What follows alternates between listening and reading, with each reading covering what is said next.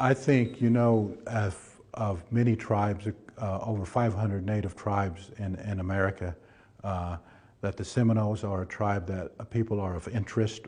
And I think part of that interest is because the defiance that the Seminoles had put up during the conflicts in earlier history, to not be defeated. The only tribe in American history to never surrender when there was a war being fought against them, would never surrender to the United States nor sign an official peace declaration with the United States, was the Seminoles. So that brings a little bit of ambiance, I think, to both people that live within the United States and internationally.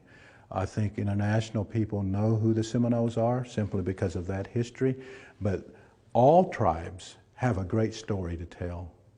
All tribes and nations of the indigenous peoples of America have such a beautiful heritage, culture, and history to share. And the Seminoles in this museum would be very much pleased for anyone to come and visit the museum, study in the library. They have a library and research center here.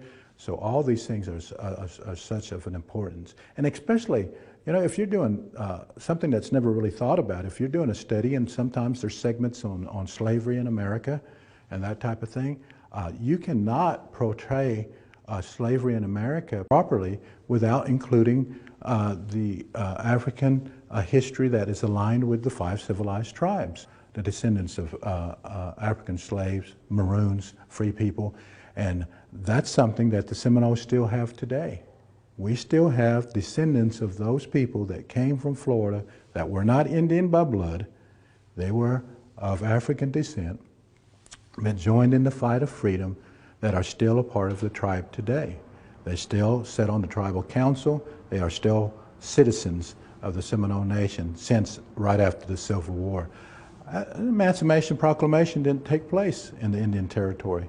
And that was the whole reason which the treaties were reassigned in the 1860s, 66 for the Seminoles, but they weren't the best of treaties. They took a lot of things away from us, land base, and they took many things away from us as far as Seminoles are concerned.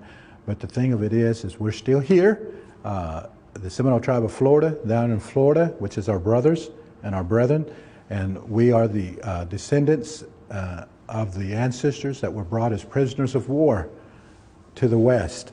And I just want you to know that even though Seminoles are associated with the overall Indian Removal Act of the 1830s and what's known as the Trail of Tears, our people, our males, were shackled in chains and brought to the West as prisoners of war. So the Seminoles are a very well-studied Native American people group and a well-known people group as well. When you think about American Indians, a lot of times people would think of the Seminoles, and we extend our invitation out to you. Come visit us here in Central Oklahoma, the home of the Seminole Nation of Oklahoma, Wewoka.